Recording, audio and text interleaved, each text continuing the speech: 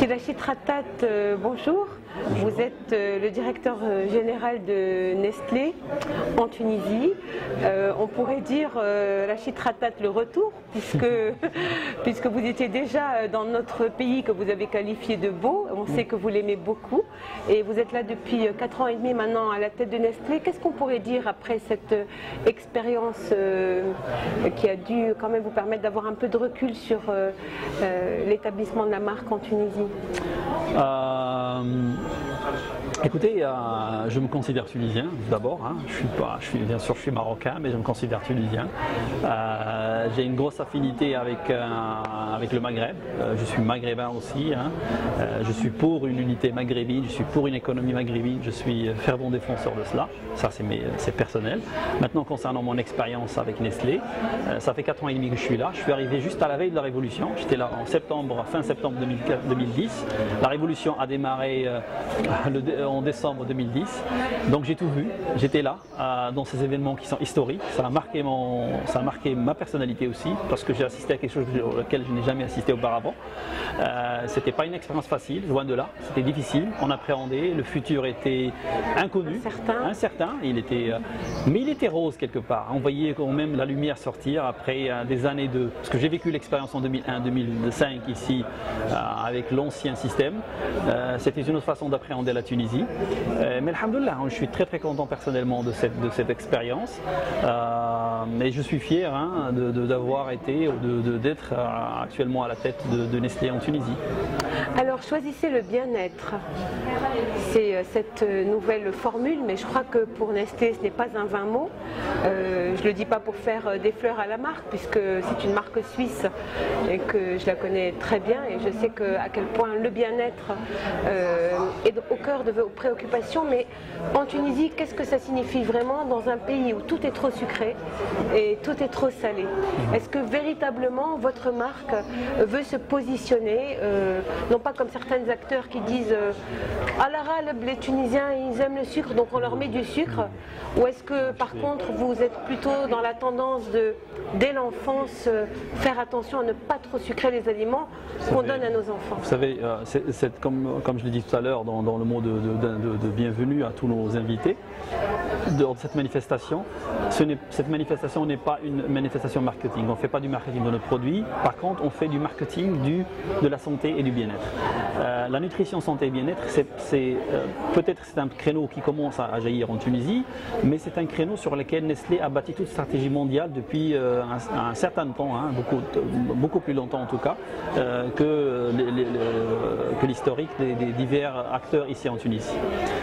Ce bien-être, il se concrétise par deux choses, hein, il se manifeste par deux aspects. Il démarre d'abord par une nutrition saine. Hein, on est ce qu'on mange, on a un corps sain une tête saine dans un corps sain. On a beaucoup d'exemples aussi, et même dans notre culture hein, arabo-musulmane, c'est une culture qui incite à l'équilibre. Elle pousse les gens à ne pas, leur conseille cette culture. Oui, mais en réalité, c'est pas ce qui se passe. En réalité, voilà, j'y viens. Les industriels de l'agroalimentaire, hier encore, le ministre de la Santé avait évoqué ça lors de sa conférence de présentation du programme après les 100 jours au nouveau gouvernement.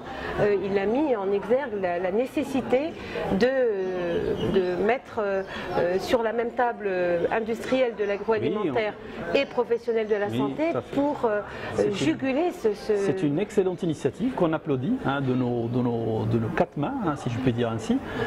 Nous avons participé à cette demande du ministère qu'on salue. Hein, c'est une première en Tunisie. Elle est magnifique. Nous saluons, nous donnons à remercier Monsieur le ministre pour cette initiative. Nous avons participé à cette manifestation. Nous avons aussi contribué au succès de cette manifestation parce que Nestlé, comme vous le savez, ou j'espère que vous le savez aussi, que Nestlé mondialement, elle a signé un acte avec tous les industriels du monde entier en termes de l'agroalimentaire pour en effet travailler sur la réduction de tous les excès, sucre, salé, sucré, gras. Il faut éliminer ça de nos aliments. Nestlé est pionnier dans cet aspect des choses parce qu'elle a déjà commencé ce programme. Tout le produit, hein, pour être sûr, hein, certains madame, que tous nos produits subissent des révisions régulières pour atteindre des objectifs bien précis, pour être dans cette nourriture équilibrée. Sans nourriture équilibrée, on fait un faux départ et on ne peut pas rattraper le coup. Maintenant, concernant les habitudes, et dire que les Tunisiens ils aiment tout le salé, ils aiment le sucré, non, c'est pas vrai. C'est une question d'éducation et c'est une question de prise de conscience. Je suis conscient. Dès l'école.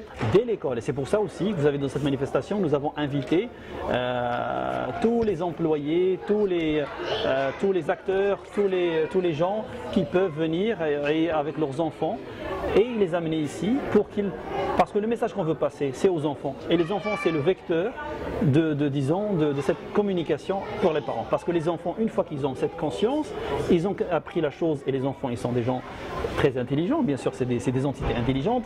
Quand ils comprennent le bon sens, ils commencent à éduquer eux leurs parents.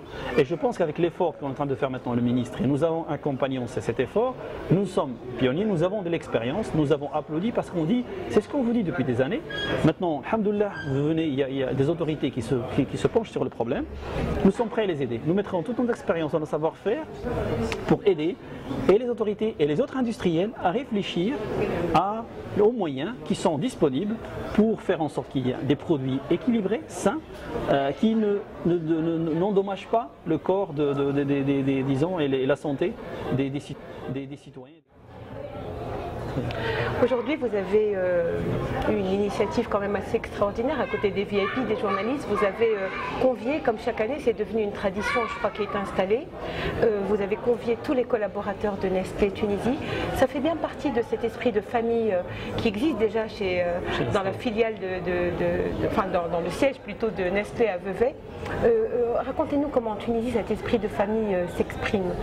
Écoutez, ça s'exprime parce que déjà on est que 150 personnes, malgré ça reste et on se connaît tous, on se voit tout le temps. Nous avons une culture qui n'est pas basée sur le pouvoir hiérarchique, dur et distant. Non, c'est pas la culture de la boîte, c'est pas la culture de Nestlé. Notre façon d'agir, notre management quotidien fait en sorte qu'il n'y a pas de barrière hiérarchique.